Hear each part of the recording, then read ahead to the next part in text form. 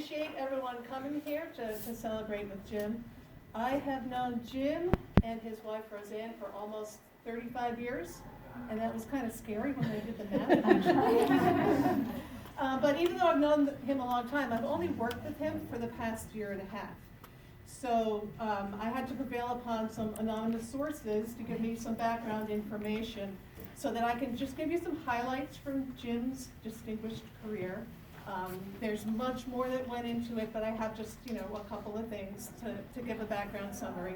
And then Mike Holt worked with Jim a lot longer, so Mike's gonna fill in some details.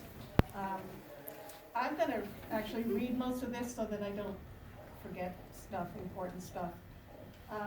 Jim started with the department in 1983, and he's been with the Division of Water throughout that whole time. And he's consistently worked to protect both the quality and the quantity of the groundwater resources in New York State. For example, he has led the division's groundwater program for quite a few years. He's standardized pumping tests for the determination of well capacity so that we don't have one well drawing down another one. He has provided valuable hydrogeologic expertise for the water withdrawal permit program. The Division of Water really does not have a lot of hydrogeologists, so his technical assistance has been greatly appreciated, to the extent that I'm told that he has sometimes been referred to as Region 3 North. Recently, Jim has been working with Alex, our GIS intern, to update the maps of the primary and principal aquifers in the state so that they can be adequately protected. Those maps have not been updated in 30 years, so to have them more accurate, more current will be a great help. And Jim created several of the program's website pages to get information out to the public about uncontrolled flowing wells, well decommissioning, and just general information about groundwater resources. People don't really understand how groundwater works. So general information about groundwater resources and why it's important to protect and preserve them. Over the years, Jim has worked with other agencies as well. He worked with USGS on aquifer mapping, and that's a very important task because you can't protect the groundwater if you don't know where it is. And I know we have some folks here from USGS. Thank you very much for coming over. We appreciate it.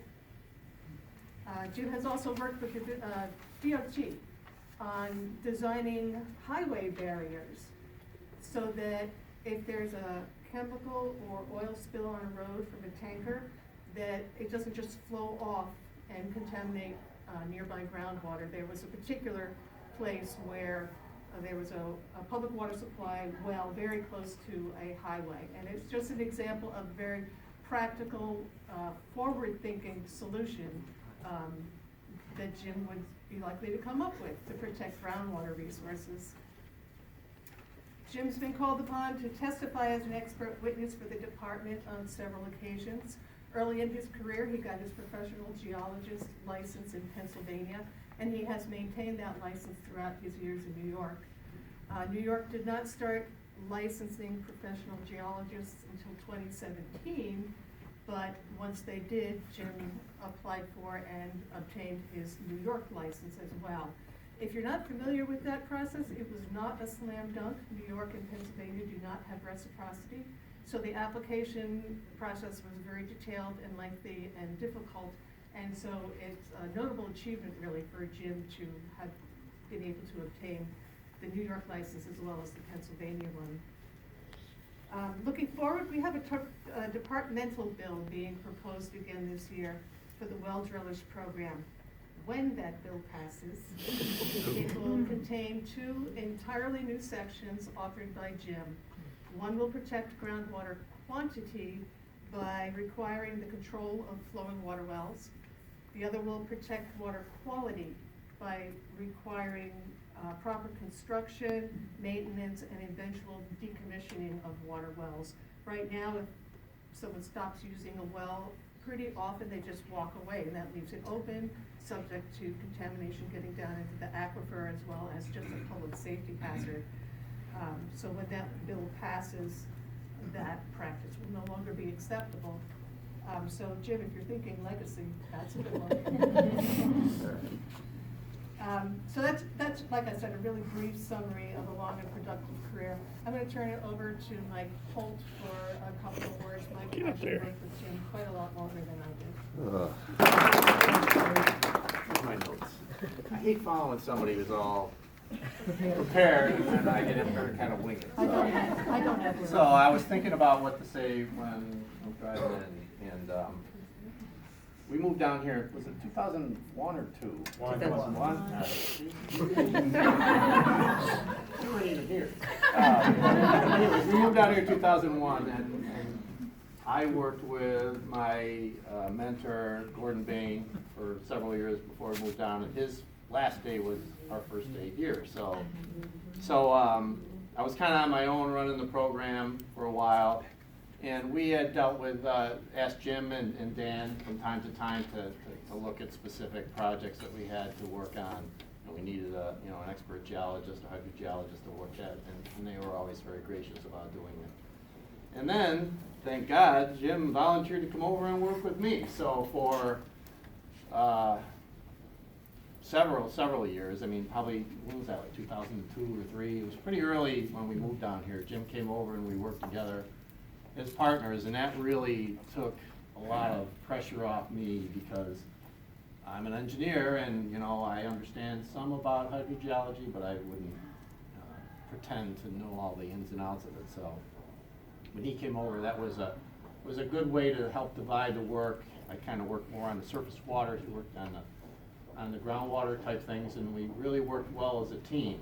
And sitting next to, I think a lot of people will realize when you sit next to somebody and you can sort of learn what other people do, and if they do other things, it's a good way to really, get a gist of what other things are, I've tried to learn through osmosis from Jim, and hopefully he learned a few things from me, I don't know, but,